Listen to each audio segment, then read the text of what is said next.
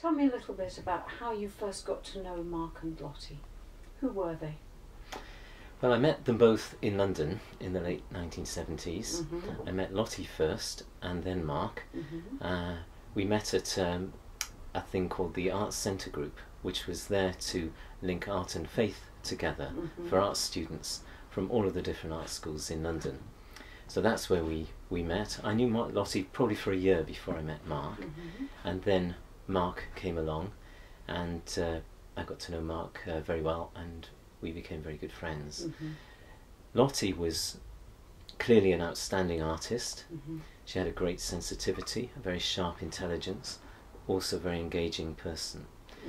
Mark was very analytical in his approach to things, and had a great passion for teaching art, and he inspired all of us in the group at that time. Certainly inspired me and made me think very much about teaching, and teaching with clarity and a sense of structure and purpose. What was it that you discussed with Mark that made you think that teaching was important, and what was special about what you discussed? I would take it to some discussions we had in Wales at an artists and writers workshop at a place called the Hookses in Pembrokeshire. Mark was leading this and I went along as a student, but we had some quite passionate discussions together about teaching and about art. I was coming at things with a more intuitive approach. He was coming at things from the opposite side with a more analytical grasp, and they were very much opposite poles, and we had some really robust discussions, but it taught me to respect his position, and I don't know if it worked the other way around, but certainly it broadened out my understanding of teaching art and the importance of a balance between the intuitive and the analytical, and enabled me to have a much more holistic approach to my teaching. Let's go back to what happened when Mark and Lottie died, and it's alluded to in George Ramsden's book about this passionate young man, you were young then, and Robin Chard meeting with you and you saying that the school had to continue. And what led you to that decision? Why did you think the school continue? And how did you have the strength to continue it yourself? I had really thought seriously about teaching through my meetings and friendship with Mark, and I felt very inspired by the way they set up Leith School of Art. I did visit the school on the weekend they got the keys, and we discussed what their plans were. I found that both daunting and exciting, and then went away. I thought they had a huge task on their hands. There was a massive amount just to do to the building, which was rather drab and in quite a state. However, I came back a year later and stayed with them for another weekend and saw the school in operation with a wonderful cubist still life, and saw how they totally transformed the building and how successful they were with in applying the vision that they had for teaching art. The aims of the school were only set down by Mark, I believe, a few months before they died, in the year before they died, which is remarkable in itself.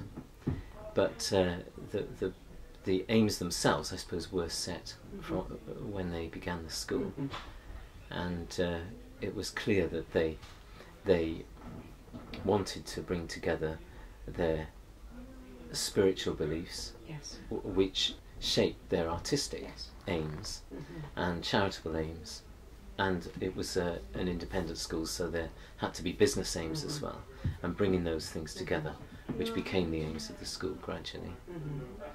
But when they died, how did you feel when it was suggested that you could be the person that, maybe even just as a caretaker for a while, would continue the school. How did you feel about that, and how did you cope? I think it's summed up in the word vision. I shared the same sort of vision that they had, and I passionately believed in what they were doing. It came out of that.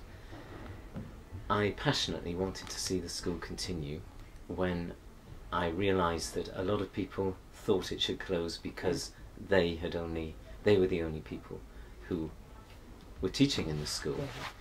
And it was their idea, their vision, their school, so many thought the school should close. I could understand that line of thinking, but the vision that they had was much bigger than that. And as their words were to me, it was they were there to develop a positive tradition for teaching art that should be ongoing, were their very words to me. And in sharing that same vision, I just couldn't bear to see it close. And it was from meeting people at the memorial service at Lottie's home in Old Stenningford, and then meeting Robin Child. And Robin I respected as Mark and Lottie's mentor. He was the person who inspired them in the first instance, and he helped to shape their vision for teaching art that linked to their faith. And I had in turn been inspired by Mark and Lottie. Did you find that you were able to have some people who were able to help you? Did you manage to keep in contact with Robin? Was that of any use to you at that time? Well, firstly, I knew I needed to do it. I knew I was able. I believed I was able to do it, but I thought it would be the hardest thing I've ever done in my life. I thought if I kept my focus on the vision that I had, that would get me through. And that's what, and I knew it would be difficult. I did anticipate the fact that people are put on pedestals when they die, especially good people. And it's not a good idea to follow very good people who die, because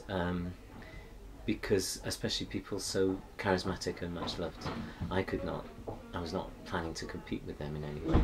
I just wanted to see the vision that they had and that I shared continue in the school, and that's what I set out to do. I found it extremely difficult. I wasn't well supported in the first 6 months because everybody was reeling from what had happened, including myself. Yes, of course. But gradually we were able to move forward. It was a gradual process, and Robin Child was the person who gave me the courage to do it. I felt that he believed in me to some degree, and we talked through what needed to be done before I came up here, and then after the first term I spent some time with Robin, and he gave me the courage to continue. It was very much Robin.